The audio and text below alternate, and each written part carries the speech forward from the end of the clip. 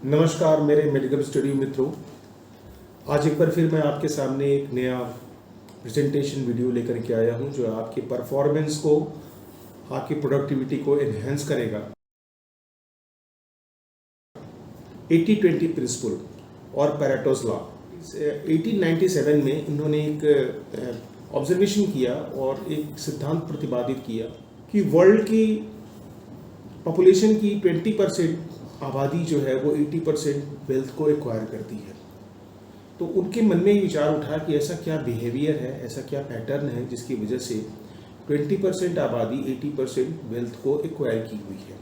तो उन्होंने उनके बिहेवियर को, उनकी आदतों को समझने की शुरुआत की। बाद में और भी साइंटिस्ट ने इसको एलिब्रेट किया 80-20 प्रिंसिपल क्या है, और उसके बाद उन्होंने ये पाया कि आपके 20% एफर्ट आपके 80% रिजल्ट के लिए रिस्पॉन्सिबल होते हैं। यानी कि आप अपना जो कार्य करते हैं उसमें इस तरह का आप इनपुट डालते हैं ताकि आपको ज़्यादा से ज़्यादा प्रोडक्टिविटी आती है विद 20% ऑफ द रिजल्ट। क्योंकि टाइम लिमिट, गिवन टाइम सबके लिए बराबर है, लेकिन कुछ लोग ज़्यादा सफल होते हैं, कुछ लोग अपेक्षा अनुसार उतने सफल नहीं होते हैं। तो वो क्या करते हैं ऐसा कि उनकी सफलता का रेशियो ज़्यादा होता है। यानी वो अपने समय को, अपनी ऊर्जा को, अपनी एनर्जी को किस तरह से मैनेज करते हैं कि अपनी एफिशिएंसी, अपनी इफेक्टिविटी और प्रोडक्टिविटी ज़्यादा लेकर के आते हैं। इकोनॉमिक्स ने एक चीज़ बताया कि आपका 20% एफर्ट 80% रिजल्ट के लिए रिस्पॉन्सिबल होता है। इस प्रिंसिपल के हिसाब से बिजनेस और प्रोडक्टिविटी ग्रोथ के लिए, प्रॉफिटेबिलिटी इन्हेंस करने के लिए 80% रिजल्ट लाने के लिए 20% सही दिशा में किया गया एफर्ट आपको प्रभावी होता है, उत्तरदायी होता है।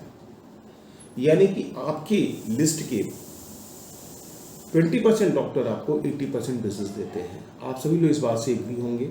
तो किस तरह से अपने उन 20% डॉक्टर्स के ऊपर अपना इफेक्टिविटी बढ़ाया जाए, उनको ऐसे कर सकते हैं आप कि वो 20% डॉक्टर्स के ऊपर आप अपना टाइम, एनर्जी, विजिट फ्रिक्वेंसी बढ़ा सकते हैं। आप अपने इनपुट्स को उनकी तरफ डाइवर्ट कर सकते हैं ताकि जो है आपका रिजल्ट उन 20% डॉक्टरों पे ज़्यादा से ज़्यादा आए।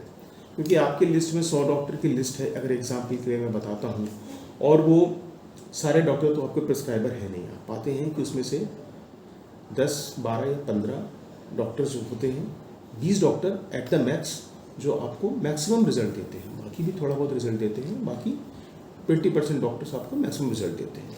तो आपको अपने समय को, अपनी ऊर्जा को, अपने टाइम को, अपने एनर्जी को, जो कि इनपुट के रूप में है आपके, उसको आप ज़्यादा से ज़्यादा वहाँ पे यूटिलाइज कर सकते हैं। ये वो डॉक्टर है जो ज़्यादा से ज़्यादा प्रिस्क्राइब करते हैं आपके ब्रांड्स। ये वो डॉक्टर हैं जो कि ओपिनियन लीडर्स भी हैं।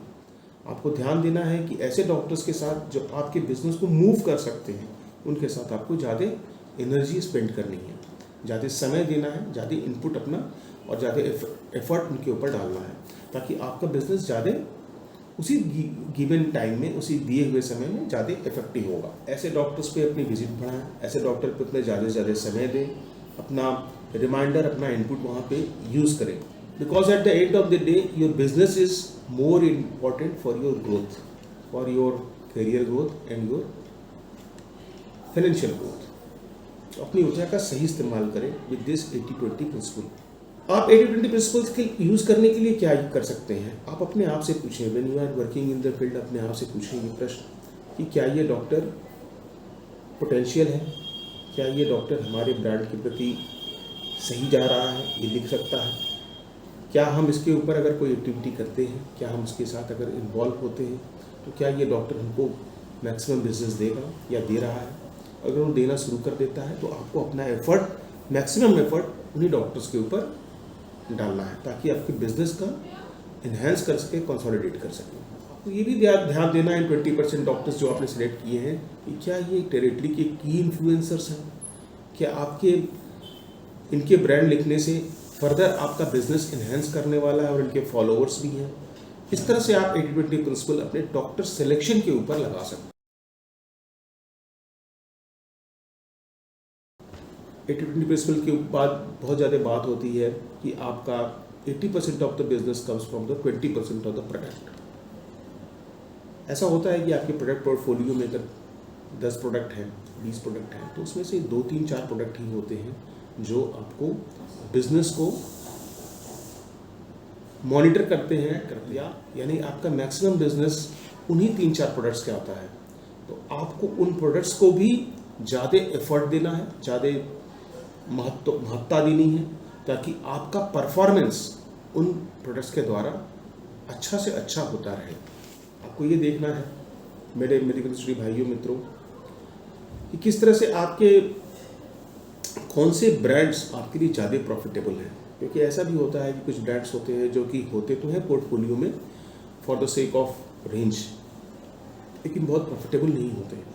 तो वो ब्रांड्स पे आपको ज़्यादा कंसंट्रेट करना है जो ब्रांड्स आपके लिए ज़्यादा प्रॉफिटेबल हैं, यानी आपका 80% ऑफ द एफर्ट उस जगह पे लगता है जहाँ पे आपको मैक्सिमम बिजनेस मिल रहा है। आपको सारा का सारा एनर्जी वहाँ लगाना है, उस ब्रांड के ऊपर लगाना है, उस डॉक्टर के ऊपर लगाना है जहाँ आपका मैक्सिमम बिजनेस मिल रहा है। एक और चीज़ 80-20 प्रिंसिपल के साथ जो आप अपने फील्ड में यूज़ कर सकते हैं वो है टेरिटरी मैनेजमेंट। ऐसे बहुत से एक्सस्टेशंस हैं आप कर रहे हैं और उतने प्रॉफिटेबल नहीं है, तो उसमें आपकी एनर्जी जा रही है, आपका समय जा रहा है, आपके डॉक्टर्स, आपका टाइम जा रहा है और आपके इनपुट जा रहे हैं, तो वो आपको इफेक्टिविटी नहीं लेके आ रहा है। तो आपको उसका भी ध्यान रखना है, मैनेज करना है, देखना है कि अगर हम जा रहे हैं किसी इंटीरियर से वहाँ पे डिज़ायर्ड बिजनेस जो हमने प्लान किया वो हम लेके नहीं आ पा रहे हैं, तो उसको भी एलिमिनेट करना और अपने उस एनर्जी उस समय को ऐसी जगह पे देना है जहाँ आप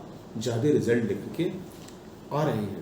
अपने कॉल प्लानिंग भी जब आप कर रहे हैं तो आपको मैक्सिमम उन डॉक्टर्स को प्रायोरिटाइज करना है जहाँ से आपका मैक्सिमम बिजनेस आ रहा है या आ सकता है, या जो की ओपिनियन लीडर्स हैं मार्केट के, ताकि आपका बिजनेस फास्ट ग्रो करे विद मिनिमल एफर्ट। 80-20 प्रिंसिपल के बारे में एक बहुत इंपॉर्टेंट बात और बताना चाहूँगा कि आजकल मैक्सिमम कंपनीज में जो है डिजिटल रिपोर्टिंग भी हो गई है और आप रिपोर्टिंग भी करते हैं, लेकिन क्या है कि आपका एनुअल अप्राइजल और इंक्रीमेंट आपके कुछ KPI के ऊपर रखते हैं।